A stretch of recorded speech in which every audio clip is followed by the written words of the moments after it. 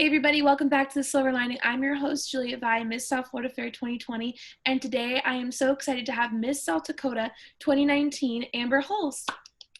Hi, Amber. Hi. Thank you so much for joining me today. No problem. So I sent you the list of questions, and I'm just going to get started if you're ready. Yeah. Okay, so my first question is when and how you got involved with the Miss America organization, and what did you learn within those first few years of competing that you believe led you to your Miss South Dakota win? So I actually got started when I was around 13 years old. So I was in the 8th grade, 9th grade age group there. And my best friend had been Miss South Dakota's little sister in the little sister program. And so she was the girly girl and I was the tomboy. And so she was like born with high heels on. I grew up in a hunting camp. And she somehow convinced me to compete with her in the local Miss Outstanding Teen competition in our hometown. And someone gave me a dress to wear, and I only did it because I wanted to be able to play the piano on stage, if I'm being quite honest with you. And I absolutely hated it, didn't want to do another one because I was not interested, and I just felt like I would never be good enough. I just was like, I grew up in a hunting camp, like I could never do what these girls do.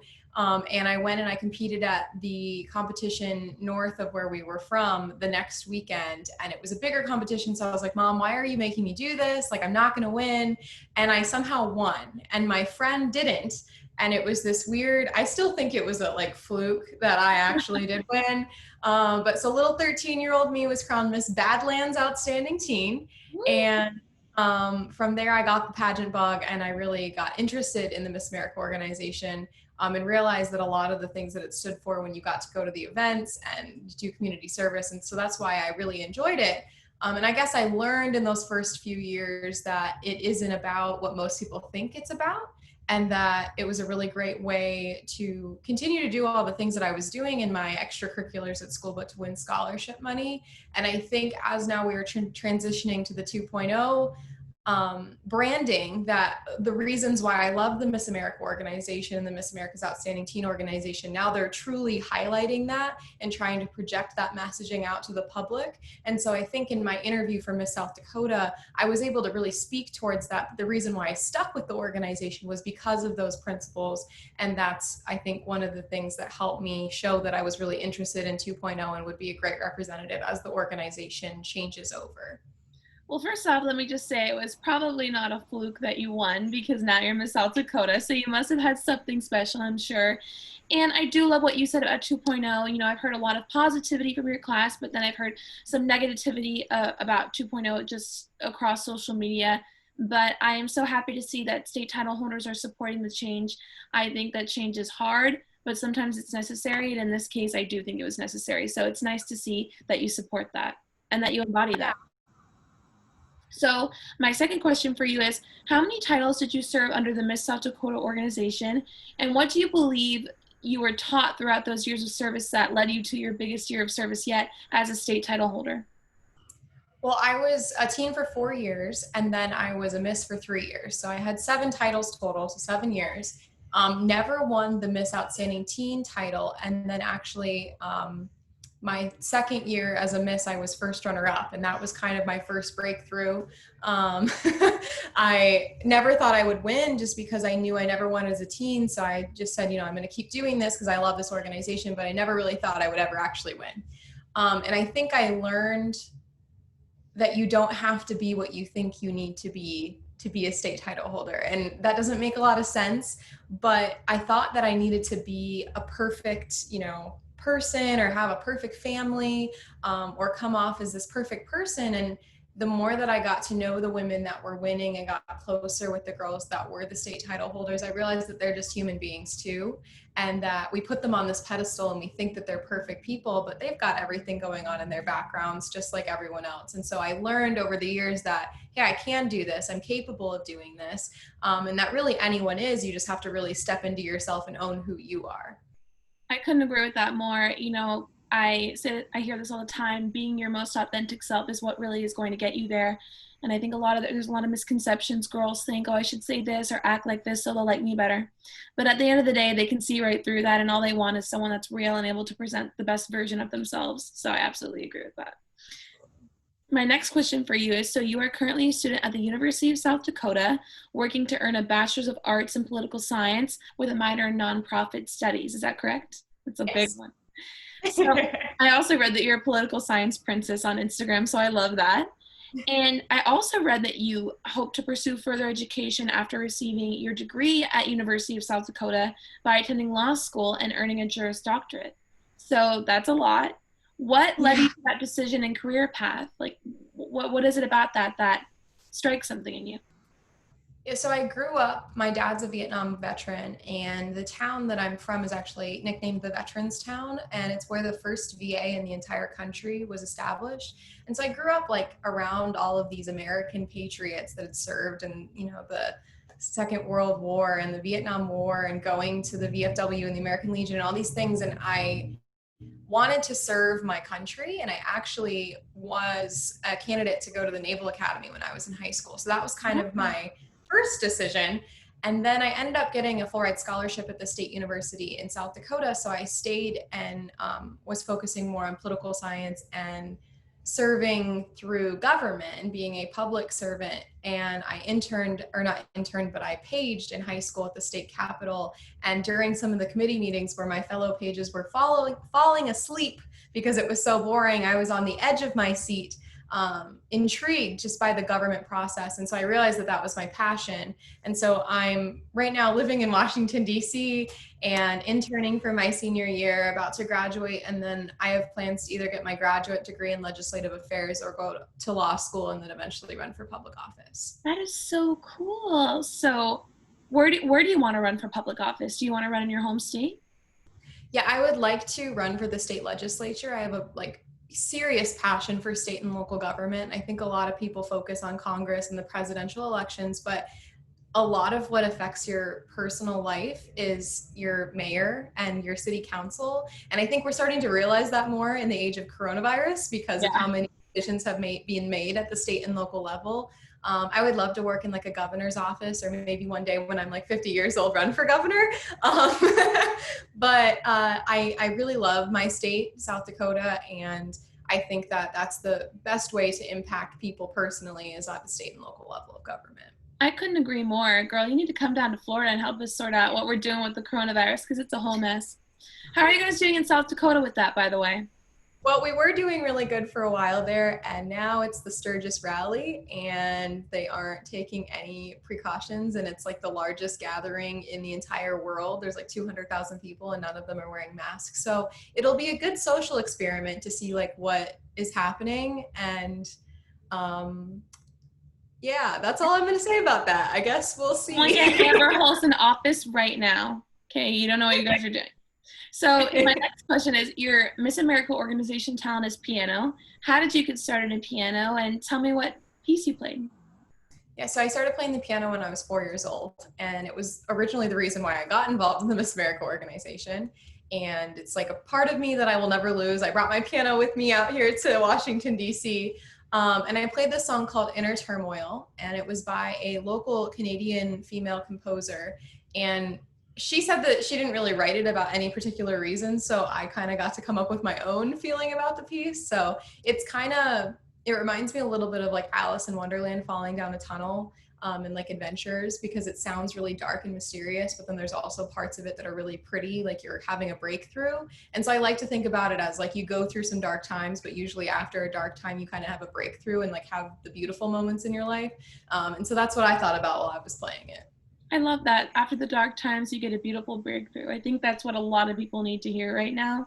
And I think that's an overall very positive message. And that's nice that you make your pieces so personal to you. It must make it more interesting when you play it if you put your own meaning into it.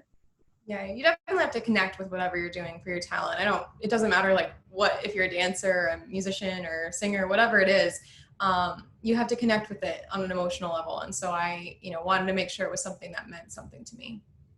So this is my favorite question. I want to know how you felt when you were crowned Miss South Dakota 2019. What was that moment like? How did it hit you that you were chosen to represent your state? So during Miss South Dakota week, my dad actually the week before had an open heart surgery, and he was in the hospital. And so while I was competing, my dad was in a coma in the intensive care unit about 8 hours away. And so my mom left the hospital to come and watch me compete.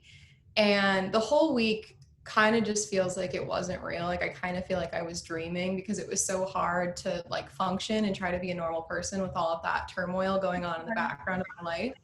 And so the moment that I won, it was, I didn't let myself cry the entire week, even though everything was going on with my dad. And so the moment that I won, first of all, that stress and pressure and everything, like all of a sudden just goes away. You know, you're in the top 5 and you're standing there and you hear the girls call and you're standing there. That's more human pressure than anyone should ever have to go through. I mean, especially first runner up. That's terrible. Yeah. And I was first runner up the year before. So I'm standing there and I know what that felt like to stand there and be like the 2 girls. And so I was like, oh gosh, I'm going to be first runner up again because I'm like off my game because everything's happening. And the other girl that was my first runner up, she had won double prelims as well. So it was literally the 2 of us and we, you know, wouldn't know who was going to do better.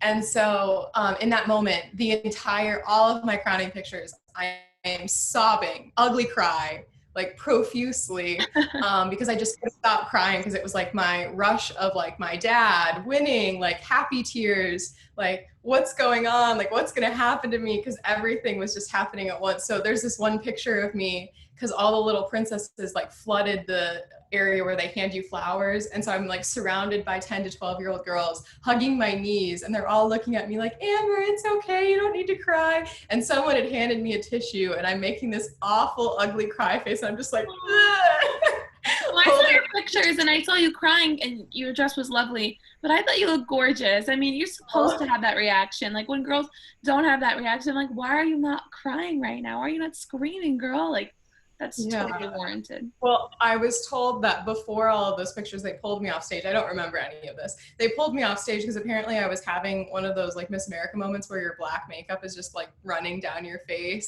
And so they pulled me aside and like fixed my makeup and then put me back on the stage. So at least I looked a little bit better, but everyone just kept telling me things and I continued to cry. It was just a lot of me crying. So how's your father doing now? He's good. He's out of the hospital. Actually, the day after that, so I was crowned on Saturday. The day after that, he woke up, and he wasn't supposed to wake up for like months. And so it was kind of a God moment for sure. The nurses walked in, and they were like, "How are you awake?" So I got to go back and see him, and all summer before Miss America, he was in rehab and like, you know, getting physical therapy to be able to walk and everything again. But then he looks up his daughter's Miss South Dakota. That's yes, he had a picture of me in his hospital room and the newspaper article with me on the front page, and every single nurse and doctor knew I was Miss South Dakota every time I came to visit him in the hospital. But yeah, it was pretty cool. That's such a beautiful story. I'm so happy that you got 2 blessings within the span of 2 days. That's wonderful. So this is my next favorite question. Miss America, I want to know what that experience was like as best as you can describe it. Tell me what that was like being on that stage.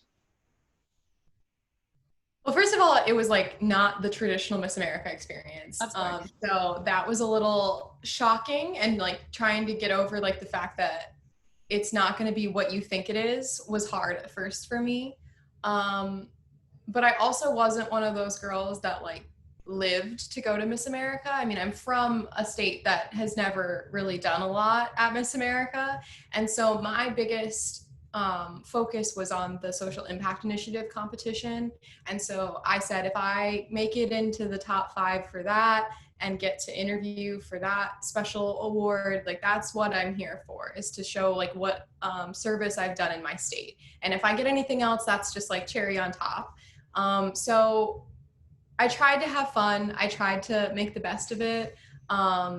It was a little weird because we didn't have a lot of like nighttime events and other things, which I was totally okay with because I think I was kind of just like a hot mess the entire time we were there.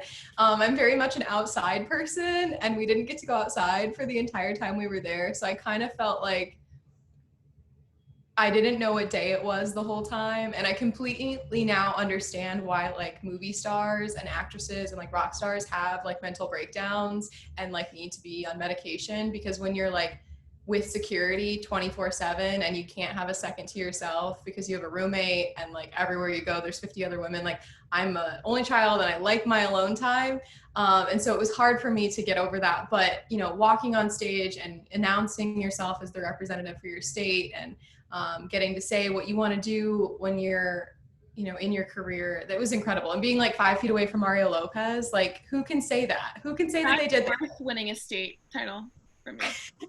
That's worth it. Is he as young looking in person as he is on TV? Yeah, and his legs are like this big around, like they're little. Really? Wow. He's a little man. I guess I'm like 6 feet tall, so like, and then with the big huge shoes on, I'm like very tall. You're So 6 feet tall without shoes? yes, I'm like 5'10". So like wearing the tippy tops with the 6 feet tall, like he is a very little man. So I guess the title of this YouTube video is going to be Miss South Dakota spills about Mario Lopez. Dramatic. That's going to get me lots of views. Well, I mean, no matter what the experience was like, I've heard it was very non-traditional. This was, I mean, I don't want to say it was a transitional year, but definitely a year where certain things were being figured out. But at the end of the day, you got to be at Miss America, and no one can take that away from you. And Yeah. that's so exciting. And it's a win-win because you still got to go back home and serve your state. So.